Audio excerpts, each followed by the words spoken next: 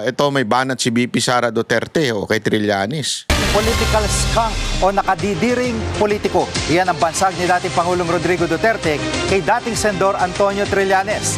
Ayon kay Vice President Sara Duterte, sinabihan siya na kanyang ama na huwag nang pansinin si Trillanes dahil wala raw itong silbi. Ito raw ang payo ng dating Pangulo kasunod ng aligasyon ni Trillanes na bagman ni VP Sara si Ramil Madriaga. Si Madriaga ang nagsiwalat na nakinabang umano si VP Sara sa pera mula sa Pogo at drug lords sa 2022 elections. Nakasad din ang aligasyon yan sa reklamong plunder, graft at malversation na sinampan ni Trillanes laban sa bise. Wala pang reaksyon si Trillanes sa pahayag na mag-amang Duterte. Paano banggit na ako si President Duterte, anak ma'am? Kung saan may problema ani ni Trillanes, tapos ingon si PRD, kibalo ka unsa na day? Anak ko, wala lagi, wag ko kasabot. Unsa? Yan ana siya. That is ENVY.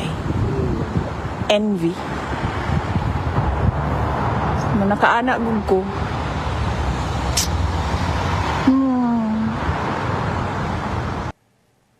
Mga kapatid, Asan doon yung ano? Actually, nagtaka lang ako doon sa title kasi ang title political nito, skunk. Political Skunk. Wala naman ako nakitang narinig doon sa sinabi ni BP Sara. Siguro doon sa iba pang part ng interview. Pero isa lang ang sinabi daw ni PRRD kay Trillanes. Inggit. Ay, matagal niya na sinasabi yan.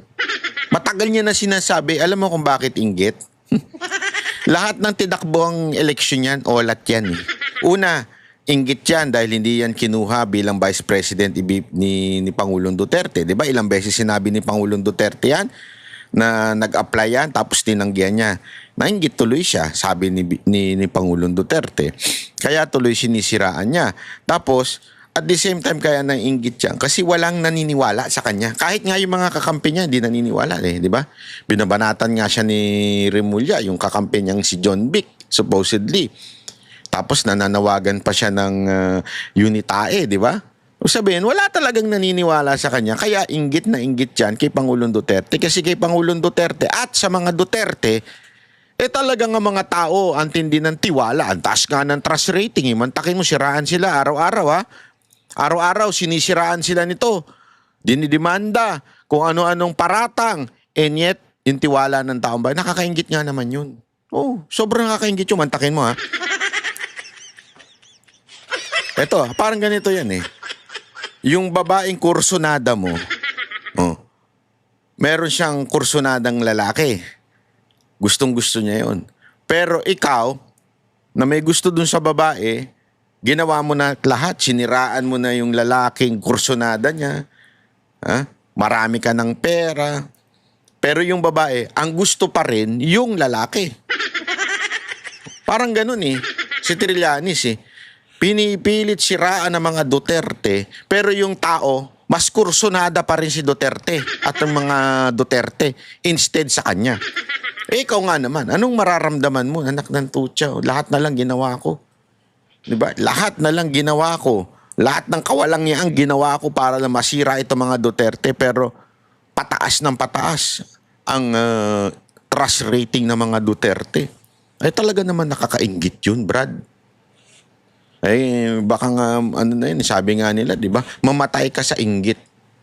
May ganun tayong kasabihan, di ba? Mamatay ka sa inggit. Ba't hindi pa siya namamatay? Tanong lang yun, ha? Hindi ko sinabing gusto ko siya mamatay, ha?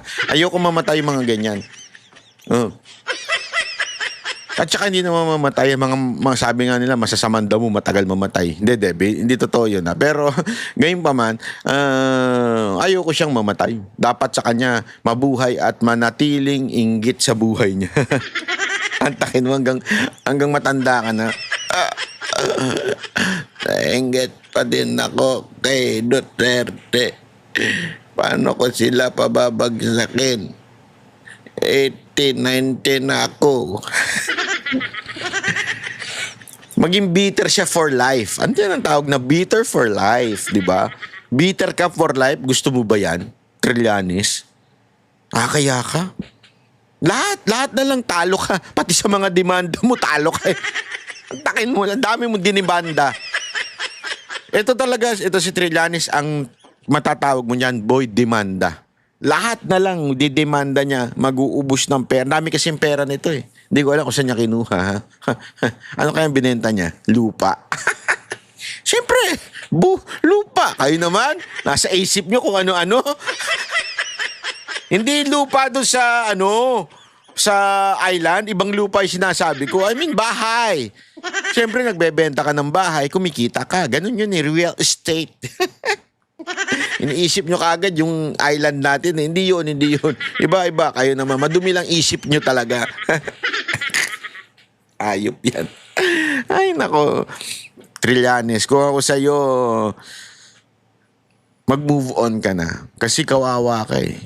Kawawa ka talaga. Ikaw yung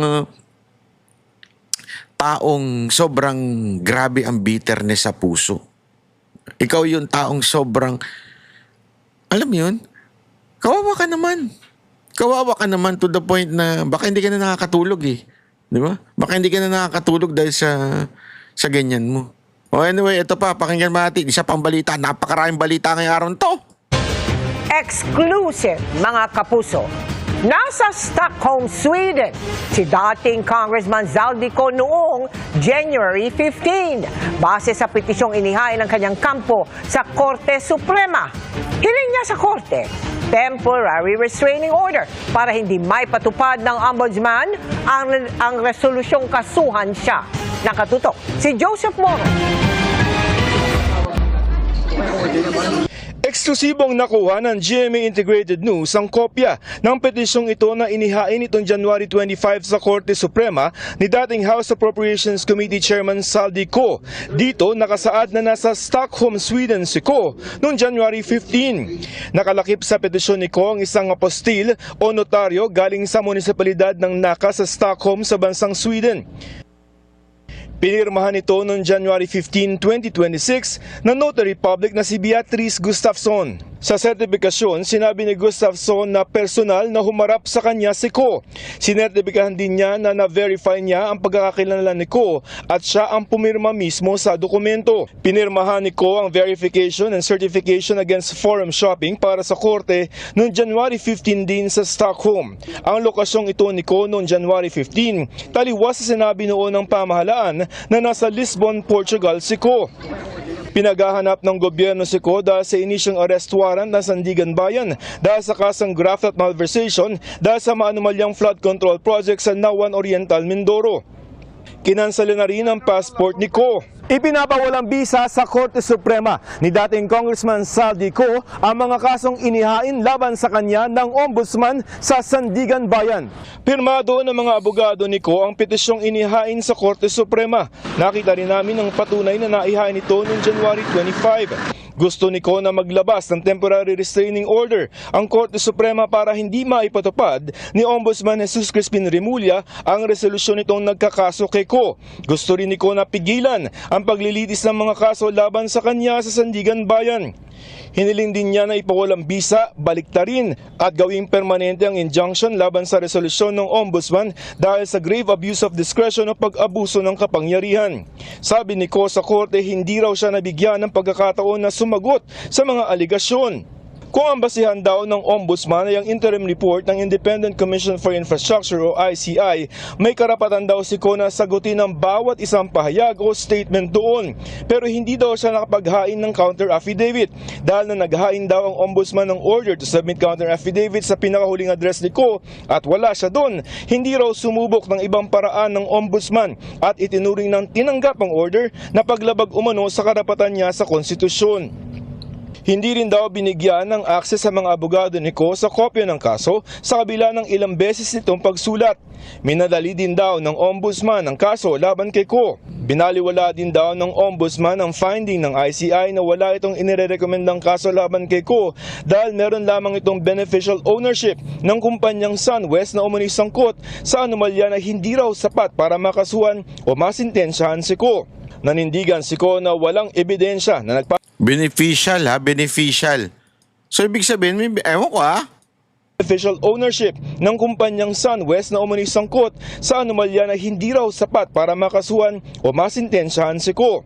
Nanindigan si Ko na walang ebidensya na nagpapakita na sangkot siya sa sabwatan o conspiracy. Hindi rin daw tumakas Pero merong meron siyang pakinabang doon sa SunWest, di ba?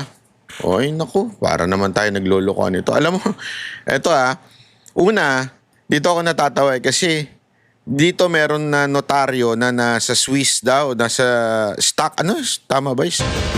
Exclusive, mga kapuso. Sa petisyong inihain ang resolusyong Graded News ang kopya ng petisyong ito na inihain Nasa sa January Sweden. Sorry, not Swiss. Sweden. Nasa Sweden daw si Zaldico. So kung nasa Sweden si Zaldico, ibig sabihin po nun, mali yung sinasabi yung paulit-ulit na sinasabi ni John Vic Remulla ba yun? O, sorry. I think it's the other Remulla. Yung dalawa kasi yan eh. Yung si, ano man tawag dito? Si Bendalo. Bendalo Brothers. Kailan yung si Bendalo Brothers?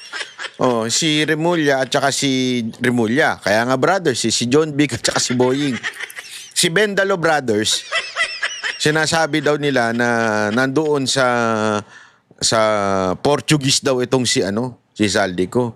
Tangina, mas naunahan pa kayo ng GMA. Isipin nyo, mas naunahan pa sila ng GMA na malaman kung asaan. Kaya nga exclusive ito eh. Unless, alam nyo na, niloloko nyo lang kami at hindi nyo mahuli-huli, di ba? Pero kaya exclusive ito dahil ibig sabihin nun, nalaman ng GMA na sila lang. Kaya nga sila lang ang nagbabalita dahil sila lang ang nakalam kung asan si Zaldico. Buti pa yung walang confidential funds. Nakakaalam kayo. Ang laki-laki sigurado ng Uy, ano yun? Multo. Marcos, ikaw ba yan? Nagparamdam ka na? Hindi, totoo naman eh. Di ba? Ang laki-laki ng confidential funds ng administrasyon eh. Hindi nyo makita si Zaldico? Eto, nakita na. Ay, nakay ng weteng. Oh. May ibig sabihin yan. Di ba? May ibig sabihin niya, mga kababayan. Hindi kaya. Ay! Tsaka po, wag kang ganyan, banat ba? Hindi maganda yan. Hindi kaya. Hindi kaya merong nakikinabang? At kaya hindi nyo mahuli-huli yan? May pagpapala. Ang Bendalo Brothers. Hindi natin alam Ako'y nagtatanong lang. Hindi ho ito factual. This is an inquiry. Wala ba kayong blessings? Kaya hindi nyo mahanap-hanap si Zaldico, Bendalo Brothers?